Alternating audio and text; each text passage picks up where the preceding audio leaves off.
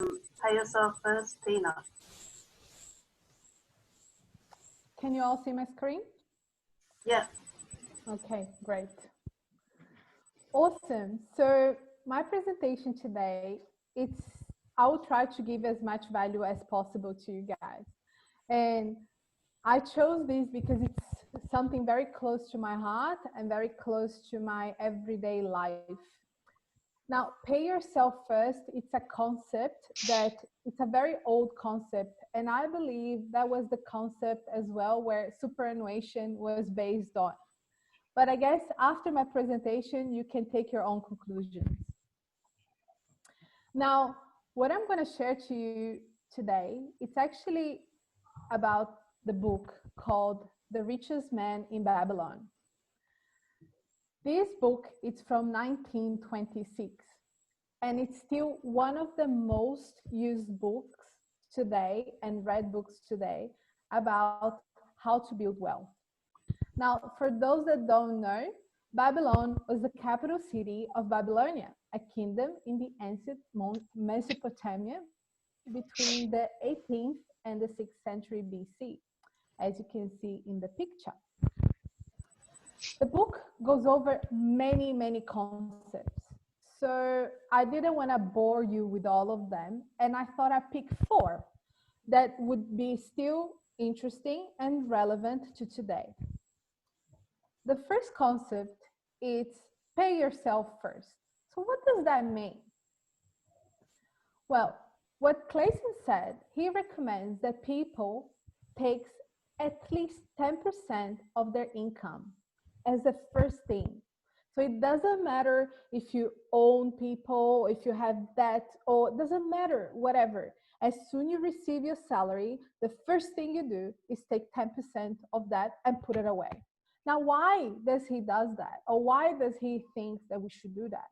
Because you're paying yourself in the future first. So you're leaving money for your future self.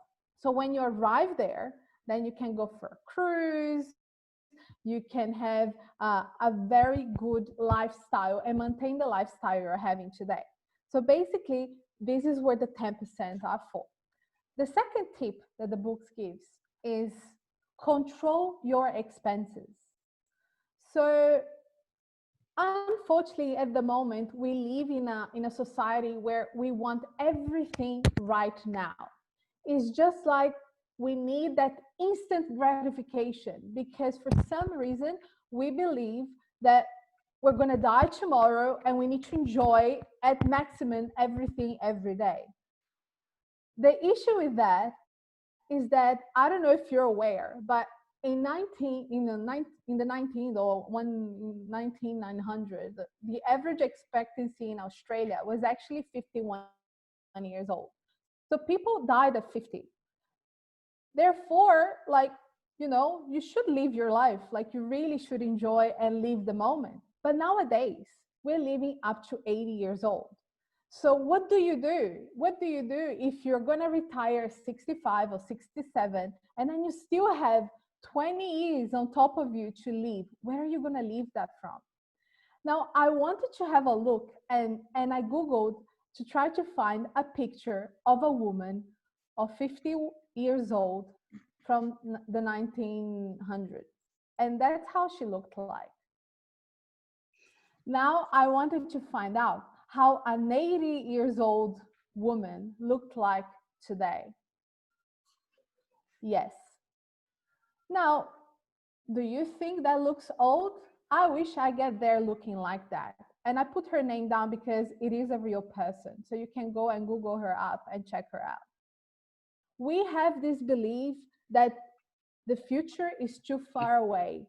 But I have the impression that every day is going faster and faster, and I'm running out of time. The third tip from the book is increase your ability to earn. What does that mean? So that's a very big concept that everybody can apply on their everyday life. It means always keep learning new skills. Why? Because the world is changing. The world changes all the time. Look at what happened now. We just went through COVID.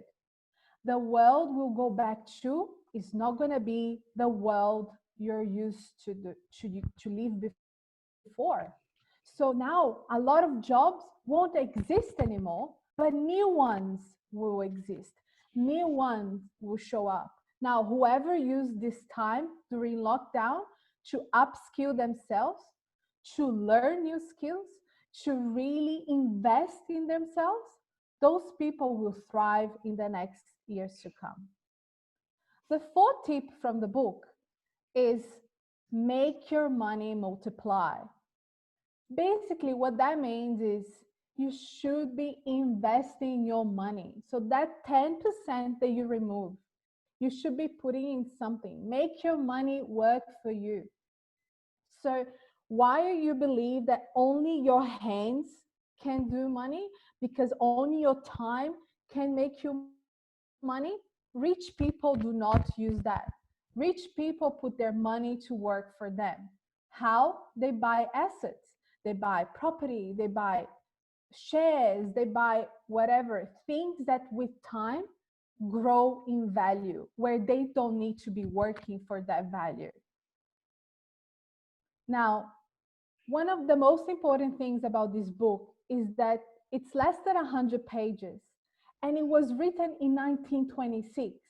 But still today, one of the most truthful and applicable wealth building books used by all the rich people. Wealth is something that people don't understand, and this is why wealthy people get richer and richer and the poor get poorer and poorer. As Warren Buffett loves to say, be fearful when others are greedy and be greedy when others are fearful. And this is exactly what The Richest Man in Babylon is about. Thank you.